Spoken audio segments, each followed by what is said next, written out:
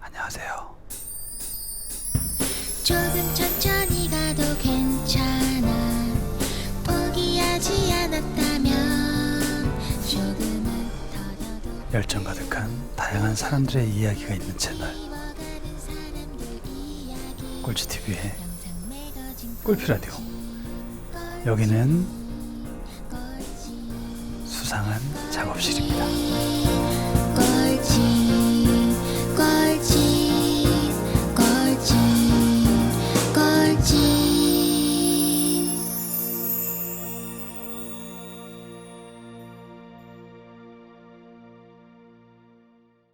현재 시각 9시 45분. 마을버스가 지나가는 소리가 들리시죠? 자, ASMR 퀴즈입니다. 이 소리는 무슨 소리일까요?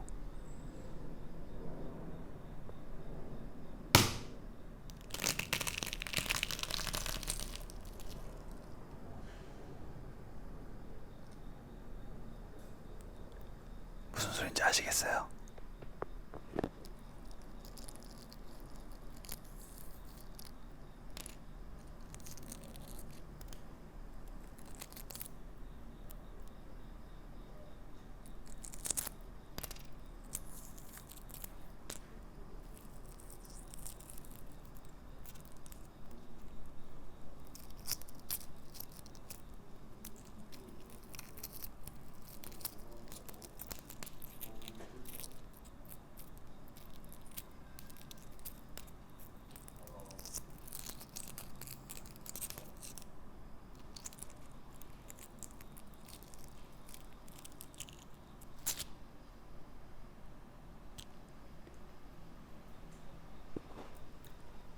짐작하시는 분들 계시죠? 네. 삶은 달걀 껍질 까는 소리였습니다.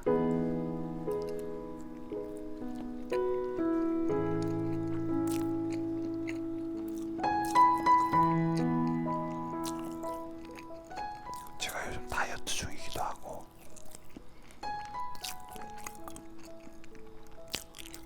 아직 저녁 식사를 못했어요.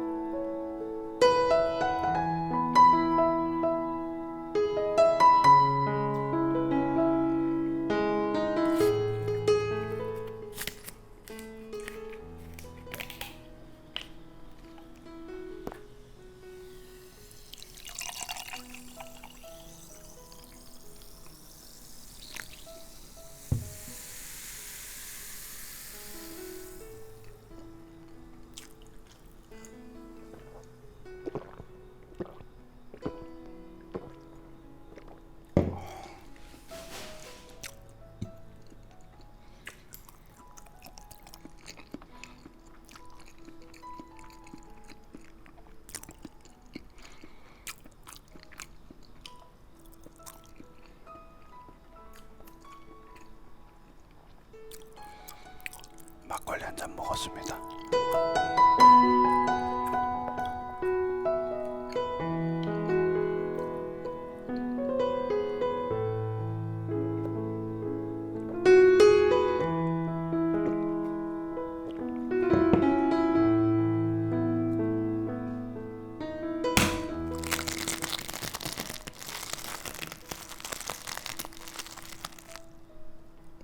마지막 삶은 달걀.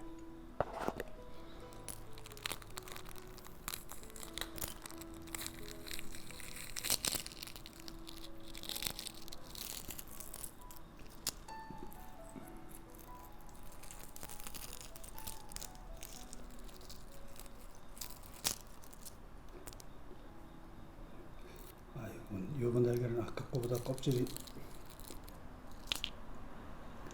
깔끔하게 벗겨졌네.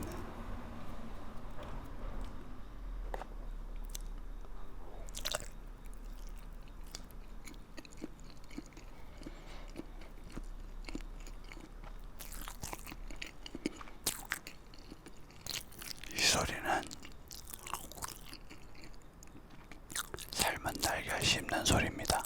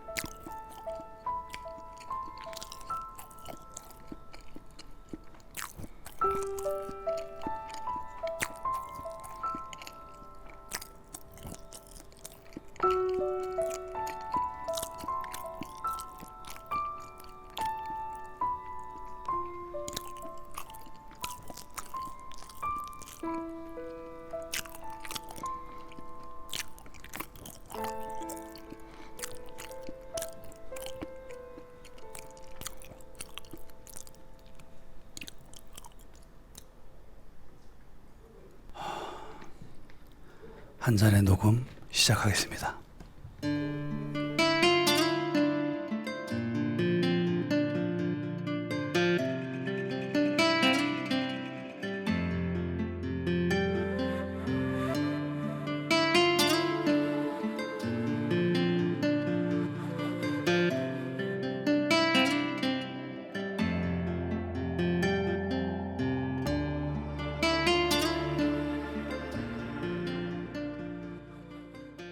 네, 안녕하세요. 영상 스토리텔러 꼴찌 PD입니다.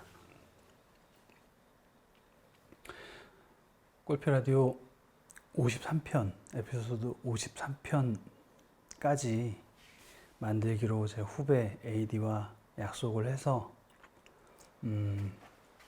집에 귀가했다가 다시 작업실로 나왔어요. 사실 뭐 특별히 전할 주제가 있는 건 아니고요. 소소한 일상 전하고자 합니다. 혹시 오늘 꿀지TV에 오후 1시경에 업로드된 그 담소 프로젝트 영상 보셨는지 모르겠습니다. 이 라디오 들으신 청취자분들 중에 아직 그 담소 프로젝트 영상을 시청하지 않으신 분이시라면 5분 분량의 영상이에요. 담소 프로젝트라고 해서 담소가 이렇게 웃으면서 뭐 대화를 나누다 이런 의미의 단어잖아요. 그런데 이제 제가 이제 영상 콘텐츠 기획하고 제작하는 그런 제작자다 보니까 꽤 됐어요. 지금 이 담소 프로젝트 기획한 지가.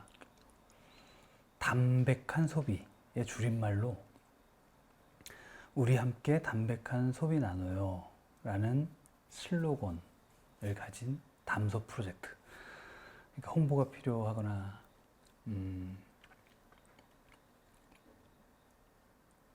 매스미디어나 레거시 미디어에서 포커스를 아직 갖지 않은 소상공인들의 제품이나 그들의 사업 이야기 등을 대화를 통해서 담소 나누는 그 과정에서 자연스럽게 홍보 마케팅이 될 수 있는 그런 프로젝트로 기획했던 담소 프로젝트였습니다. 사실 이제 이 담소 프로젝트 기획하면서 제 고향 친구 중에 광명 시장 내에서 정육점을 하는 친구가 있어요. 그래서 이제 그 친구 정육점을 담소 프로젝트 1화 첫 번째 에피소드로 벌써 촬영을 3년 전인가 했을 거예요. 제가 제 후배 PD랑 같이 가서 또 고향 친구기도 하고 또 이제 첫 번째 파일럿 영상이기도 해서 약간 공을 들여서 촬영을 했죠. 그리고 다 나름의 계획이 있어서 그때 당시에 5.3초 광고, 그 다음에 53초 광고 이런 컨셉의 소상공인 광고죠. 그러니까 담소 프로젝트 컨텐츠를 선보이기 전에 예고 형식의 스팟 형식의 영상인데 그 5.3초 영상을 제가 그때 당시에 발행했던 영상 매거진 꼴찌 그 중간 광고를 넣었었던 거죠. 근데 제 친구가 그 5.3초 광고 영상을 보더니 무슨 촬영은 2시간 넘게 해가지고 5초 내보내려고 했냐고 막 짜증을 내는 거예요. 그래가지고 아니 제가 돈을 받고 제작한 것도 아니고 물론 이제 그 친구가 촬영했다고 그 후배랑 저한테 등심 한 덩어리씩 줬었어요. 예. 후배 PD랑 저랑 이제 등심을 맛있게 구워 먹긴 했죠. 예. 여튼 그 5.3초를 저는 이제 반복적으로 제가 제작하는 콘텐츠 중간중간에 반복적으로 드러내면서 물론 제 채널이 이제 매체 파워가 없고 구독자도 그때 당시에는 뭐 300명 정도 됐었나? 조회수도 뭐 10, 20 이 정도 나올 때니까 물론 그 친구를 알리는 역할에 전혀 도움이 안 됐겠죠. 안 됐죠, 사실. 예. 근데 이제 실험적으로나마 그렇게 5.3초 광고를 반복적으로 노출을 시키면서 어떤 반응이 일어나나를 좀 확인하고 싶었는데 이 녀석이 워낙 투덜투덜대고 막 만날 때마다 그런 얘기를 해서 그 뒤로 제가 제작을 안 했어요. 저도 약간 밴댕이 소갈딱질 때가 있어서 그 뒤로 5.3초 광고 제작을 안 했죠. 저는 원래 5.3초 광고를 다양한 방식으로 해서 계속 그 안심 한우 전국점을 계속 노출을 시키려고 했던 계획이었던 건데 네, 거기서 그냥 멈춰버렸습니다. 그리고 이제 몇 년이 지난 3, 4년 지난 최근에 제가 속해 있는 크리에이티브 포스 그룹이 있는데 거기에 이제 공지가 뜬 거예요. 그래서 이런 1인 크리에이터 마케터 교육 과정이 있다. 그래서 제가 지원을 했던 거고 운 좋게 5기로 선발이 돼서 그 수료 과정의 과제 영상이었어요. 그래서 소상공인과 매칭을 시키고 매칭된 소상공인의 제품을 홍보하는 그래서 뭐 여담입니다만 사실 그 이제 5기 기수의 수강생들이 저를 제외하고는 아마 다 제품을 제공을 받았을 거예요. 근데 이제 저는 뭐 복골복이인데 워낙 그 제품을 만드신 업체 사장님께서 그 제품에 대한 애착과 열정이 대단하셔서 그걸 반납을 했어요. 그리고 인터뷰 과정에서 그 자부심과 그런 열정을 들으니 이해가 가더라고요. 네. 그래서 그 인터뷰한 영상을 담소 프로젝트의 파일럿 영상으로 오늘 업로드를 했습니다. 제가 촬영 편집을 했고 중간중간 나오는 영상 중에는 이제 그 업체 대표님께서 자체 제작하신 영상을 제가 받아서 중간중간 그 인터뷰 내용에 맞는 내용을 좀 넣어서 편집을 했고요. 그리고 제품이 정말 예뻤어요. 딱 받자마자 느꼈던 게, 그 도자기 작품인데 디퓨저 세트로 이런 식으로 이렇게 디자인을 해서 한복을 입혀 놓으니 정말 예쁘더라고요. 그래서 제가 나중에 메이킹식으로 영상으로 다시 한번 편집을 할 계획은 갖고 있습니다만 미리 말씀드리자면 이제 나름 청소차 지나가는 소리가 들리네. 그래서 메이킹 필름 편집을 할 계획이긴 합니다만 하여튼 그 도자기 제품을 받고 나서 좀 고민을 했죠. 어떤 식으로 좀 차별화된 영상을 만들까 하다가 순간 떠오른 게 이걸 그 스탑 애니메이션으로 짧게라도 좀 영상을 넣어야겠다 해서 프롤로그를 스탑 애니메이션 작업을 해서 그 도자기들이 이제 조금씩 움직이는 느낌으로 그렇게 촬영 편집을 했고요. 그 다음에는 이제 뭐 이어서는 그 인터뷰를 통한 회사 소개 및 그 제품을 만들게 된 계기라든가 이런 부분을 제가 이제 교양 PD 출신이다 보니까 그냥 제가 해왔던 방식대로 인터뷰를 통해서 소개하는 그런 콘텐츠 제작을 했습니다. 네, 많은 시청 바랍니다. 그런데 그 영상 편집 과정에서 오늘 이제 피드백 받고 최종 마무리 작업할 때였는데 갑자기 제비 지저귀는 소리가 들린 거예요, 제 작업실에서. 근데 지금 시기가 제비들이 다 그 강남, 그러니까 이 강남은 서초동 뭐 이런 강남을 말하는 게 아니라 강의 남쪽에서 따뜻한 지역으로 이동할 시기라서 지금 저 남쪽 지방에 무리를 지어서 다른 나라로 갈 준비를 하고 있거든요. 근데 제비 지저귀는 소리가 조금 이해가 안 돼서 제가 잘못 들었나? 참새인가? 하고 봤더니 제비 한 쌍이 아직 제 작업실 주변에 남아 있는 거예요.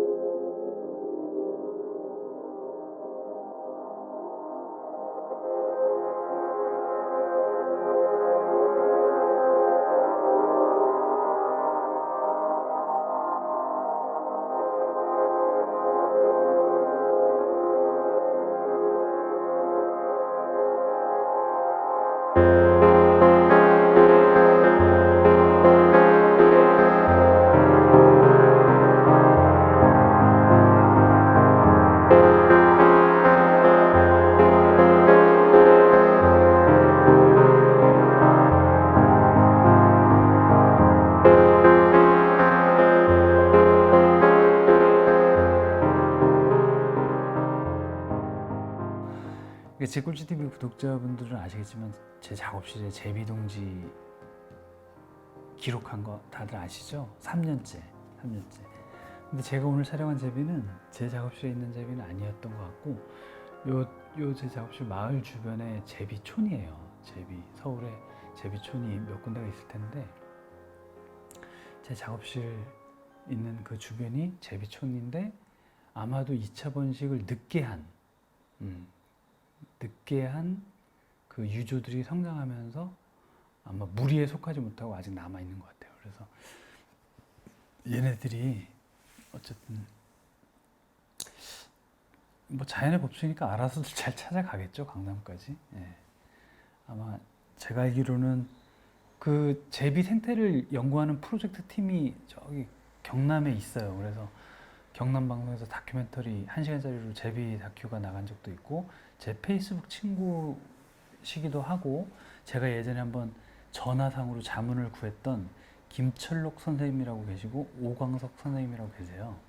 그 선생님들 페이스북 통해서 이제 제비 생태 이동 경로라든가 이런 걸 간접으로 체득하고 있는데 며칠 전에 이제 김철록 선생님께서 그 촬영하신 다수의 제비들이 이렇게 전깃줄에 모여서 집단 이동을 하기 전 준비 상황 하는 모습의 사진을 페이스북에 올리신 걸 봤는데 어쨌든 이 녀석들이 잘 이동을 해서 잘 무리지어서 강남에 갔다가 따뜻한 나라에 갔다가 아마 태국, 인도네시아 이쪽으로 필리핀, 뭐 동남아시아 쪽으로 간다고 알고 있는데 하여튼 그쪽으로 갔다가 잘 돌아오기를 기대합니다. 내년에 다시 제 작업실에 동지를 틀지 안 틀지는 모르겠지만 그리고 또 제가 내년까지 제 작업실에서 잘 버티고 있을지 모르겠지만 잘 이동하기를 기원합니다.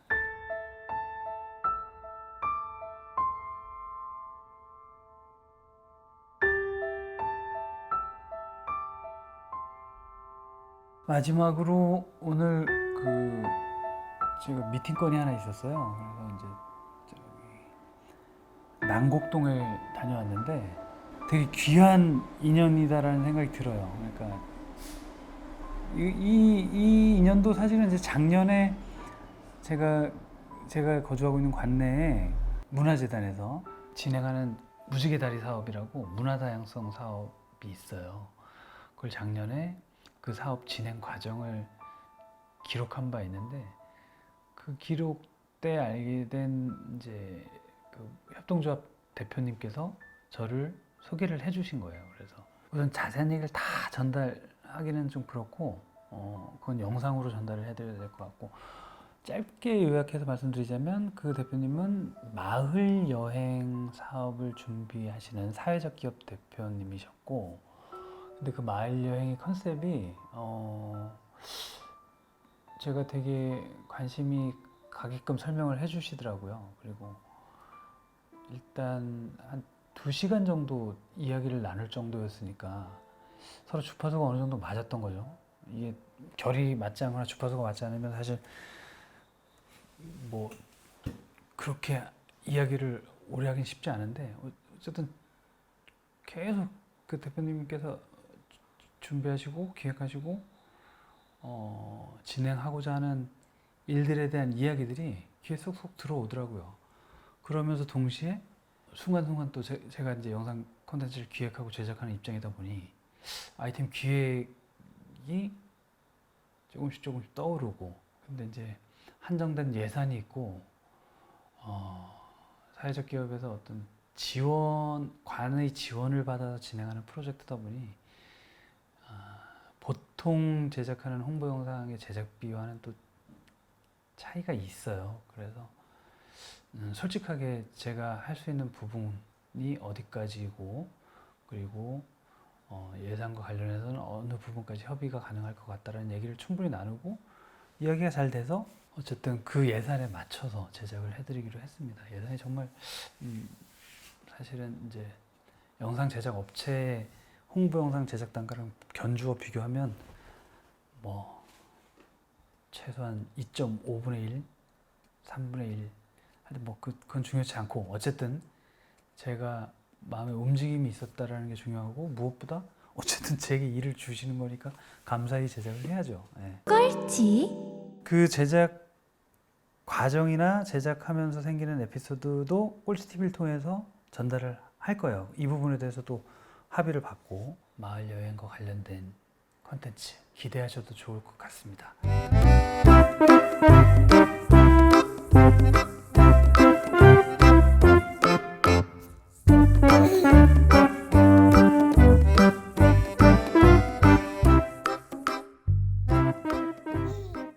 그거 관련된 짧은 에피소드인데, 그 남곡동까지 이제 제가 환승하지 않고 한 번에 가는 버스가 있더라고요. 그래서 버스를 타고 가서 종점에서 내렸는데, 종점에서 내리기 전에 제가 다른 손님들보다 조금 늦게 하차를 했어요. 하차를 한 게 아니라 조금 늦게 좌석에서 일어났죠. 그러니까 이제 뭐 그 가방도 좀 챙기고, 휴대폰하고 제가 이제 카메라를 이렇게 메고 있었던 터라 카메라 챙기고, 카메라 가방 챙기고 뭐 이러면서 딱 내리려고 했는데, 하차할 때 이렇게 태그를 하잖아요. 승차할 때도 태그를 하고 하차할 때도 교통카드를 태그하는데, 태그를 했는데 이게 태그가 먹히질 않는 거예요. 그래서 이제 그 운전사님 좌석 쪽 앞쪽으로 가서 태그를 했더니 또 태그가 되질 않더라고요. 그래서 근데 기사님께서 저를 갑자기 보더니 아직 안 내셨어요? 이러시는 거예요. 그래서 네, 조금 늦었습니다. 이렇게 얘기를 했죠. 그랬더니 뭐 다 내린 줄 알고 그냥 꺼버렸잖아요. 근데 이제 짜증 내는 말투는 아니셨지만 약간의 이제 뭐랄까요. 그래서 제가 죄송한 건 아닌 것 같아서 죄송합니다라는 얘기는 안 하고, 그냥 이렇게 작은 소리로 제가 그렇게 늦게 내린 건 아닌데요, 뭐 이 정도로만 얘기를 했죠. 그리고 이제 하차 태그를 하고 내렸습니다. 제가 이 얘기를 드리는 게, 그러니까 여기 정리가 좀 필요한데, 이게 살다 보면 저도 그런 과오를 범할 때가 사실 많고 잦고, 예. 사실 잦아요. 예. 자주 그런 실수를 범합니다. 자기중심적으로 생각하고 자기중심적으로 판단하는 경우가 많을 때가 있어요. 그러니까 사실 이제 그 운전사님께서는 보통 이렇게 종점에 도착해서 문을 닫기 전에 보통 하차하세요, 거울 확인을 하시잖아요, 보통. 예. 제가 이제 목동에서 일 보고 들어올 때 제 작업실이 그 마을버스 종점이기 때문에 내리면 항상 운전사님께서 종점입니다, 하차하세요, 이렇게 얘기를 해주세요. 뭐 보통 이제 승객들이 다 스마트폰 보거나 뭐 이렇게 다른 일을 하는 승객들도 있으니까, 물론 뭐 승객이 알아서 하차 하는 게 승객이 알아서 해야 되는 건 맞지만 종점 같은 경우 이제 그런 고지를 하는데 오늘 그 남곡동 버스 운전사님께서는 그런 고지 없이 이제 아직 안 내리셨어요? 이 말투가 조금 이제 약간 뭐랄까요? 그랬습니다. 네. 그래서 그 운전사님께서는 자기중심적으로 종점에 도착했는데 도착했으면 빨리 내렸어야 되지 않냐라는 판단이셨던 것 같고 그러니까 이 자기중심 판단이라는 얘기를 왜 드렸냐면 제가 이제 버스 타고 오면서 사실 이제 그 친구랑 카톡을 나눴는데 이 친구가 이제 제가 지금 고정적으로 레귤러 방송을 안 하고 있다 보니까 저를 배려하는 차원에서 일을 소개시켜 주려고 했던 것 같아요. 그래서 어디서 구인이 있더라 하면서 사람을 구하는데 너를 소개했다. 근데 조건은 이러이러하다. 얘기를 하길래 저는 이제 제 입장에 얘기를 했죠. 내가 이제 프리랜서 PD이고 1인 프로덕션 개인 사업자다 보니 어느 회사에 고용돼서 4대 보험을 보장받고 월급을 받는 건 가능하지 않다.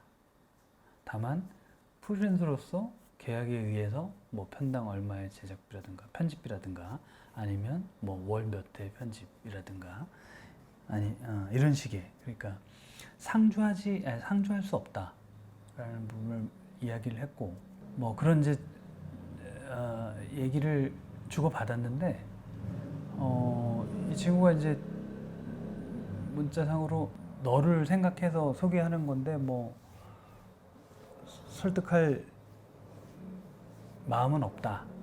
뭐 열받을 필요는 없지 않냐. 뭐 이런 식의 문자를 보내더라고요. 그래서 이러이러한 상황을 난 얘기했을 뿐이다라고 얘기를 했는데 자꾸 이 대화의 얼개가 이어지는 행태가 자꾸 뭐 흐름이 좀 안 좋더라고요. 예. 그래서 이제 이 친구한테 자기중심적으로 판단을 한다라는 표현을 했는데 또 이제 그 표현이 이 친구는 또 기분이 안 좋았나 봐요. 그래서 야 이게 문자 소통이 정말 쉽지가 않다. 네.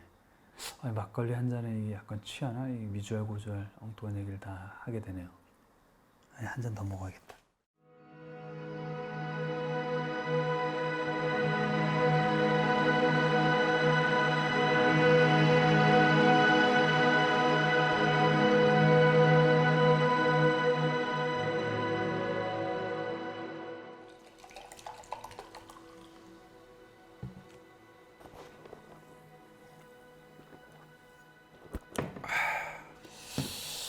작업실 들어오면서 고향 어머님한테 이제 전화가 왔어요. 근데 이제 전화 통화 내용을 말씀드리긴 그렇고 의료파업과 관련된 이야기라 저희 아버님이 기저질환이 거의 총체적 난국 수준이에요. 웃을 일은 아닙니다만 우리 꼴찌TV 구독자분들께 솔직하게 이제 그냥 말씀드리면 저는 코로나 사태가 사실은 저희 아버님이 기저질환이 있으시기 때문에 아버지가 만약에 코로나에 감염되면 이건 무조건 직격이거든요. 정말 안 좋은 상황으로 갈 게 뻔하기 때문에 무척 고민이 많이 되는 상황이었는데 다행히 아버지가 계신 고향에는 코로나 확진자들이 지금 많지는 않아요. 네. 그리고 나름 지자체에서 방역 및 관리를 잘하고 있고 다행히 그래서 사실은 8.15 그 집회 이후에 어떤 그런 당국의 방역 관리나 확산을 막기 위한 조치에 불응하는 그런 일부 단체의 그런 작태를 정말 분노하면서도 제가 힘이 없다면 뭐 삭힐 수밖에 더 있습니까? 그런 와중에 의료 파업이 또 이어졌죠. 저희 아버지는 정기적으로 진료를 서울에 오셔서 받으시는데, 이 이야기는 사실 차후에 제가 나중에 따로 이 이야기만 가지고 좀 길게 할 수 있는 내용들이 많아요. 에피소드들이. 근데 짧게 얘기하면 제 동생이 지방 병원에 대한 불신이 너무 강한 거죠. 그러다 보니 아버지 진료나 어떤 걸 서울 병원에서 받기를 원하고, 제가 서울에 있다 보니까 제가 이제 수술하실 때나 뭐 입원해 계실 때나 중환자실에 계실 때나 어쨌든 제가 옆에서 지켜봤던 거죠.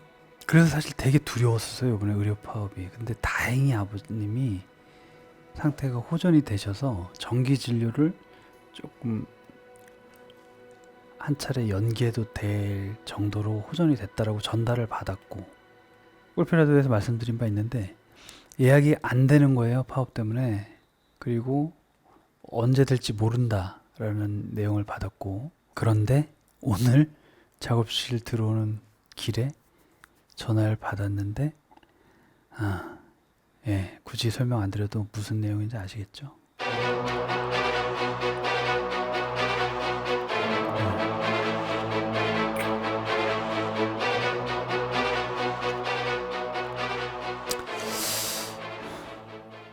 뭐 제 개인적인 이런 사정 때문에 의료 파업을 철회하고 복귀해 주세요, 이건 너무 이기적인 그런 걸 수도 있고, 개인적인 걸 떠나서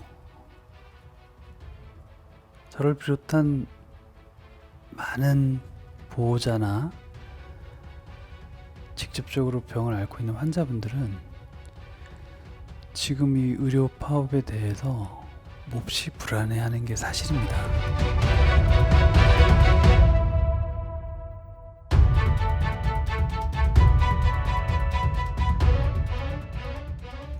의료 파업을 진행하고 있는 전문의들이나 의대생들, 그리고 의사협회, 그들이 비판하고 있는 국가 정책에 대해서 제가 상세히 들여다보질 않아서 그거에 대한 옳고 그름 그리고 시비를 가릴 깜냥은 못 됩니다. 사실 좀 더 공부를 하고 왜 이런 지탄을 받아가면서도 파업을 해야 되는지, 일부 언론에서는 파업이 아니라 진료 거부라는 표현으로 가늠하고 있고, 저는 며칠 전 꿀페라도에서도 말씀드렸듯이 의사도 하나의 직업이니 직업군에 있는 직업인으로서 파업할 수 있다고 생각합니다. 다만 의사라는 직업군이 가지고 있는 소명의식은 기타 일반 직업군하고는 좀 다르잖아요. 예, 굳이 뭐 히포크라테스 선언을 언급하거나 그러고 싶지도 않고, 히포크라테스 선언의 내용이 정확히 뭔지도 잘 모르고, 그냥 무식한 제 입장에선 당장 저희 아버지가 정기 진료를 받으실 수 있었으면 하는 바람이에요. 예. 이런 바람도 이기적이라고 생각하신다면 뭐 할 말은 없죠. 정책을 비판하시는 그 주장을 저는 사실 동감을 못해요. 왜냐면 제가 근 30년 가까이 아버님 뭐 수술실, 중환자실 입원하셨을 때, 뭐 그리고 그 이후에 지금까지 진료 과정, 그게 근 30년이거든요. 그 30년 동안 제가 겪고 체감했던 어떤 병원에서의 그 보호자로서의 느낌, 그런 개인적인 경험 때문에 솔직히 말씀드리면 지금의 파업을 응원할 수도 없고 이해할 수도 없습니다. 좀 더 정리하고 생각을 정리해서 이 이야기는 다음에 한번 이 이야기만 가지고 제가 녹음을 할 계획이고, 오늘은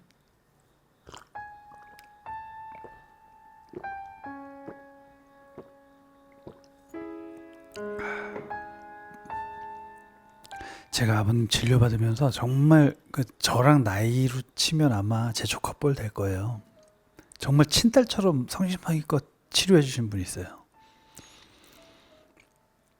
고름을 닦아내고 소독을 하고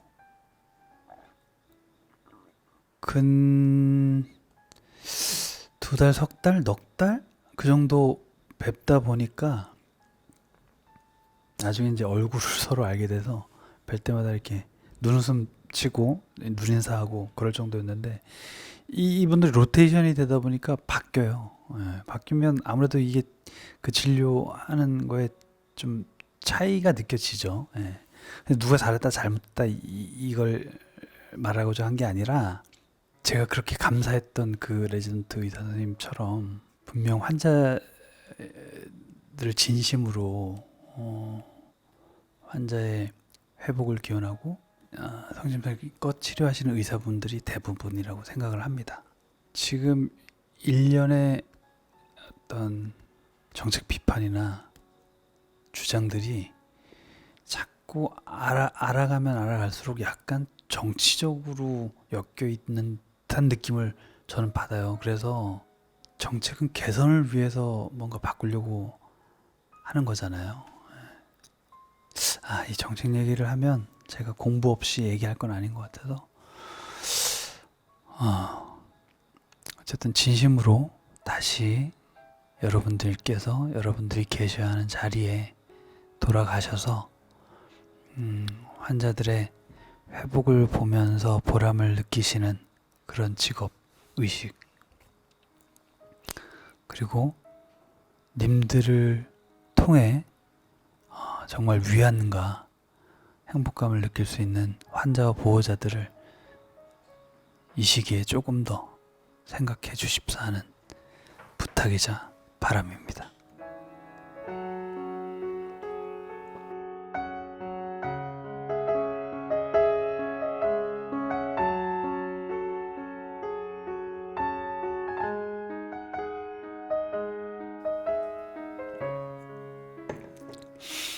딱 한 잔만 마시려고 했는데 결국 장수 생막걸리 한 병을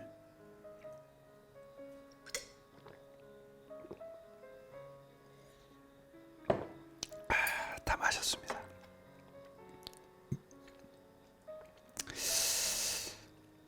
사실 어제 오늘 기분이 참 먹 같았거든요.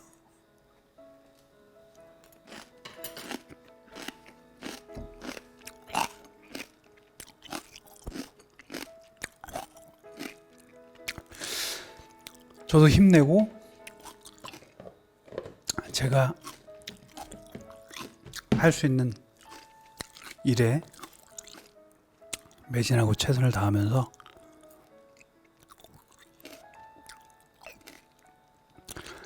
열정 잃지 않는 꼴피가 되도록 하겠습니다. 오늘도 청취해주신 우리 꼴찌TV 구독자분, 그리고 행여 스치다 지나가다